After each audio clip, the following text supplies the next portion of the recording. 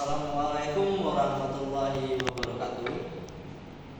Saya sebagai moderator kali ini dan bersama dua teman saya yang akan membahas seputar topik cyberbullying.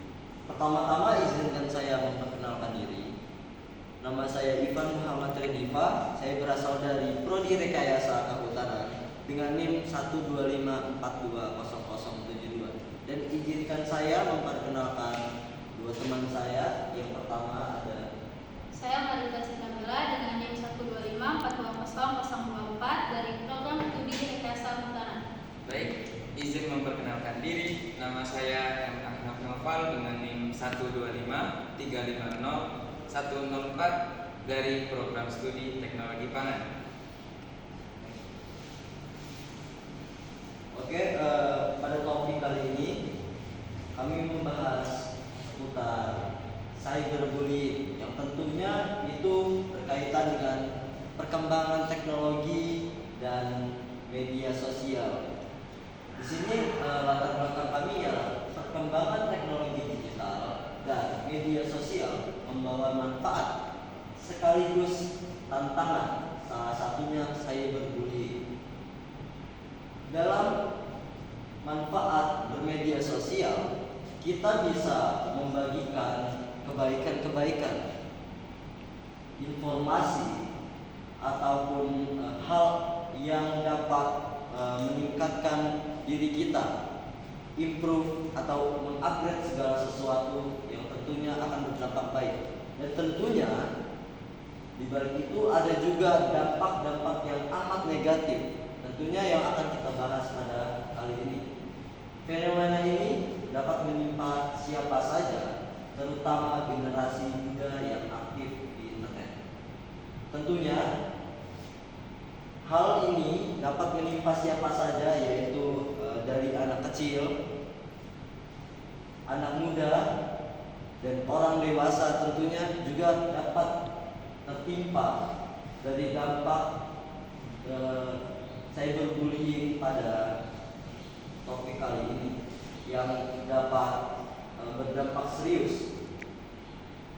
Bentuk dari cyberbullying itu meliputi komentar kasar, penghinaan, hoax, pelecehan, hingga ancaman. Contohnya ketika seseorang memposting di media sosial mereka dan mendapatkan komentar-komentar yang begitu banyak, dan tentunya salah satunya memungkinkan adanya komentar dari berbagai contoh hal yang saya sebutkan barusan, seperti penghinaan, dan dampaknya sangat amat serius, mulai dari luka emosional, gangguan mental, penurunan prestasi, hingga masalah sosial.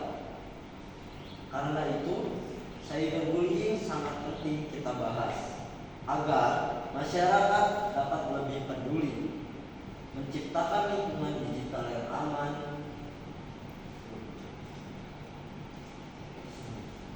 dan juga sopan. Nah, di sini kami ingin menciptakan lingkup masyarakat yang sopan dalam bermedia sosial. Karena dari dampaknya hal negatif ini itu juga bisa berdampak pada diri kita, gitu.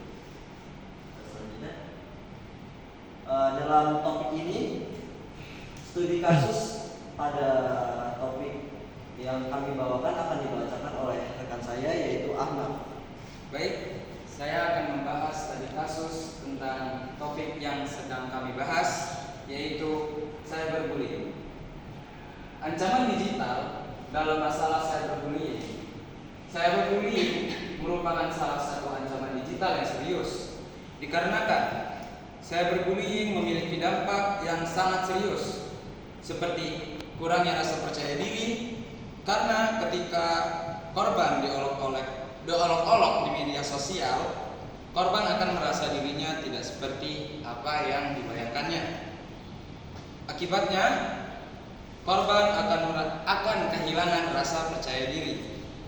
Selanjutnya, gangguan mental. Karena ketika pelaku mengolok-olok korban, bukan hanya melontarkan kata-kata kasar, tetapi selain melontarkan kata-kata kasar itu, pelaku juga melontarkan penghinaan, hoax, pelecehan yang dibahas di slide sebelumnya. Kasus cyberbullying bisa terjadi di media sosial seperti Instagram, TikTok dengan cara melontarkan komentar yang kasar. Selanjutnya ada aplikasi pesan instan seperti WhatsApp, Twitter dengan cara mengolok-olok korban. Atau platform online lainnya. Pelaku dapat dengan mudah menyebarkan kata-kata atau gambar yang merugikan korban. Oleh karena itu, kita sebagai manusia harus menjaga tutur kata kita di media sosial dan menggunakan media sosial dengan bijak.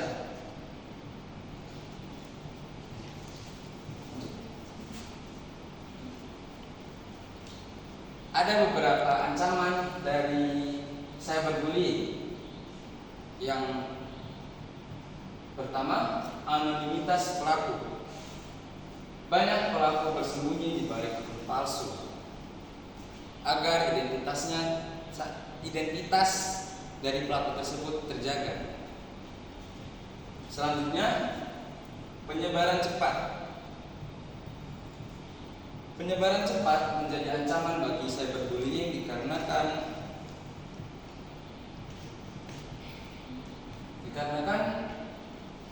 komentar yang negatif bisa menyebar dengan cepat karena adanya bias negatif pada otak manusia, algoritma media sosial, dan faktor-faktor menciptakan lingkungan yang membuat informasi negatif lebih menarik perhatian dan dibagikan secara luas.